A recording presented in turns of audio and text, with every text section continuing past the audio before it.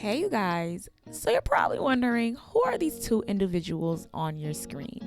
Meet my parents, Jeanette and Gaston. So, recently we celebrated their 45th wedding anniversary, and it is all by God's grace that they are still here and that they are still together. But we know that marriage has its ups and downs, and I have had the privilege to be able to witness this from my parents' marriage. So, I thought to myself, how about I share a few lessons that I was able to learn from my parents' marriage? So I hope you enjoy, like, and subscribe. Bye. Thank you for the days. Thank you for the ups and the downs. Hey you guys, welcome back to my channel. Welcome if you're new. My name is Deborah. I send you virtual hugs wherever you are because you are loved over here on this channel. So by the title, you guys already know what we're about to be talking about, which is lessons that I've learned from my parents that have been married for 45 years. That's long.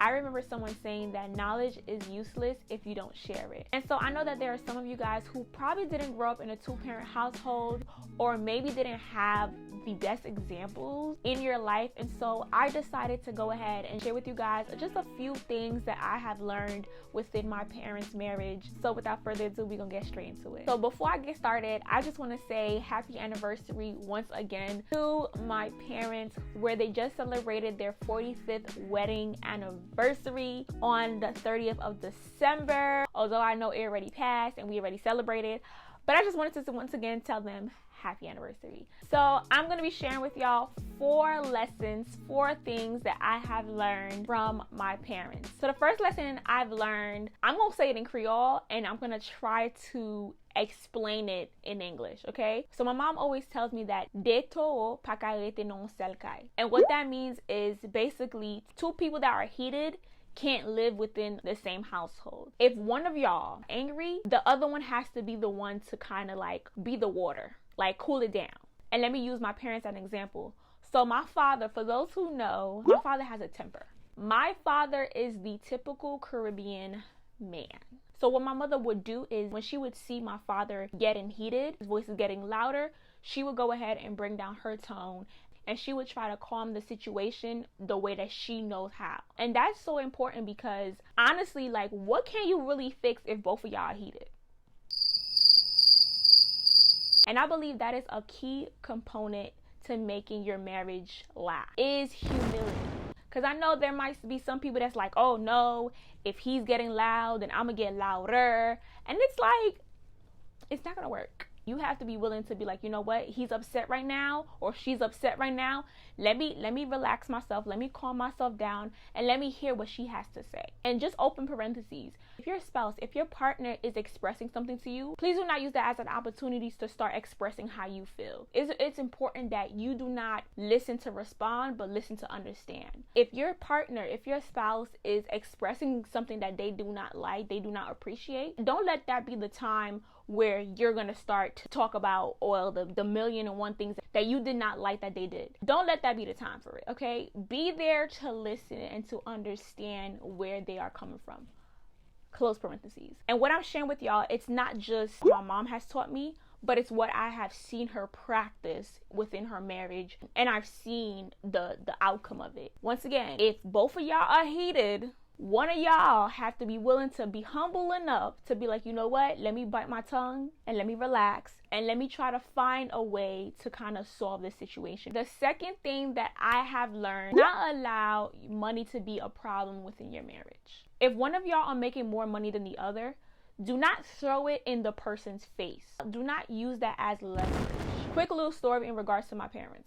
My father was the breadwinner, right? He was always the one making the money until my mom, she went to school, she learned the English language, she got her license, and she ended up working in healthcare. So now both of my parents were now, making income, making good income and things like that. So back then we used to live in an apartment building, and my brothers had a room that they shared together, and I shared a room with my parents.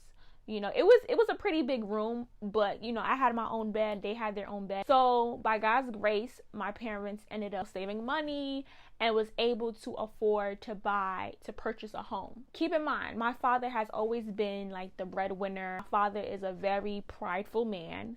Okay, after my parents purchased their home, a year later, literally a year later, my father got sick, where he caught a stroke. And because of that, he was no longer able to work. And so everything, literally everything fell on my mom. I was still in middle school. I think my brothers were still in high school, if I'm not mistaken. And so like everything literally fell on my mom. Till this day, I can say that I've never seen my mother disrespect my father because she was making the most. What my mother used to do was every time she would get paid, she would go ahead and bring the check to my father and give it to him. Not for him to go ahead and spend it on whatever, because I can honestly say my dad has been very responsible when it comes to like money and paying bills, thank God, because I know there's some men who ain't good with money, but that ain't my father. She would bring the check to my father just to show him, this is how much I made, and so on and so forth, and this is how much we're going to be putting into the bill. She would always give my father her check. And the reason why I'm speaking in past tense is because my mom is now retired. I think it's been a year or two since my mom is retired.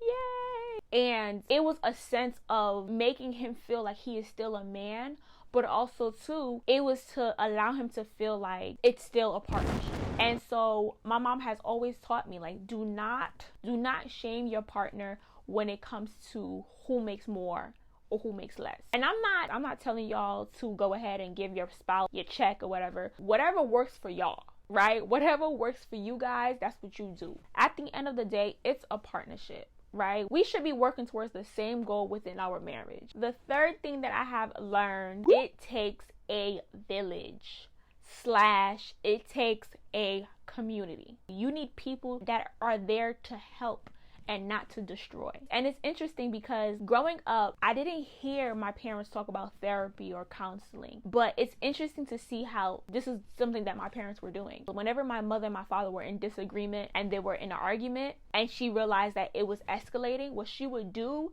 is she would go ahead and tell my father, you know what, I'm gonna call so-and-so so that, you know, we can explain to them what's going on and hear their perspective. It's not something that she did behind his back, but it's something that she did in front of him and with him.